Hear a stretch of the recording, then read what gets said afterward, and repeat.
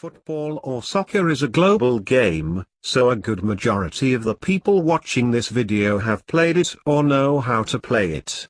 But there are a few skills and drills a player could do on a daily basis to improve their game. Don't forget your warm-up jog. As with many ball games, ball control is important, so here are a few drills to help with ball control: The first step is being able to keep the ball in the air using 50 touches or keeping up the ball to the count of 50. If you can accomplish this, the next step will come easier.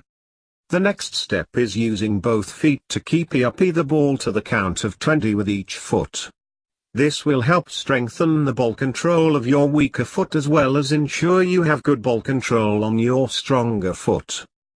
The next and third step is being able to keep up a tennis ball to the count of 20. Which will be easier than it sounds when you've mastered the first two drills. Remember, when you keep up, the ball cannot touch the ground. If the ball touches the ground, you have to start over until you reach your objective. The fourth drill is dribbling through 10 obstacles, whether they be cones or other objects, by weaving through them in a zigzag fashion as fast as you can. You could first try running without the ball through the obstacles at top speed to time how fast you are without the ball. Then see if you can do it as fast or faster with the ball at your feet. Now that we're done with ball control and dribbling, let's move on to pass and shot accuracy.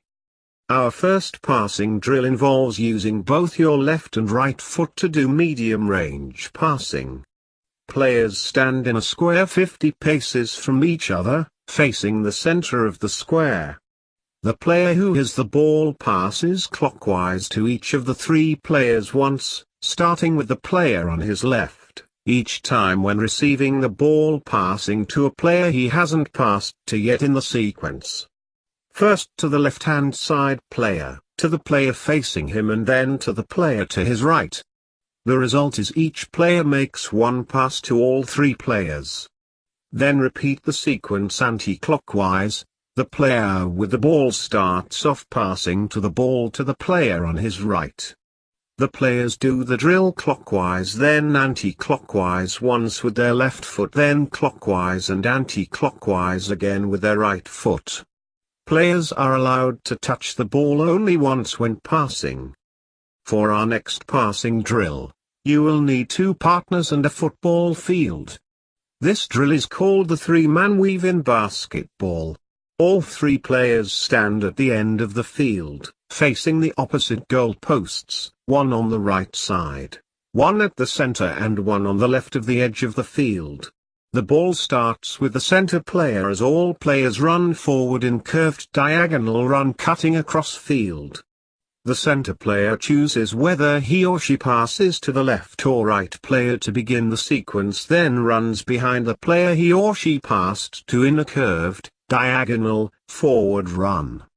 The player with the ball always has to run diagonally across the field and pass to the player running in front of him, then after he or she has passed the ball, run behind the player who now has the ball.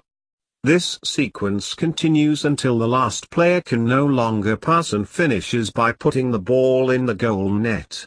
Repeat this drill until you're comfortable that you have the hang of it.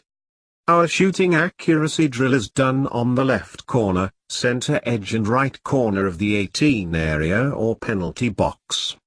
In each of the three positions, the player needs to target the bottom left corner, bottom right corner, top left corner and top right corner. This continues until the desired shooting accuracy is obtained. Hope you enjoyed the iMpofana individual player drills. Siyanqoba.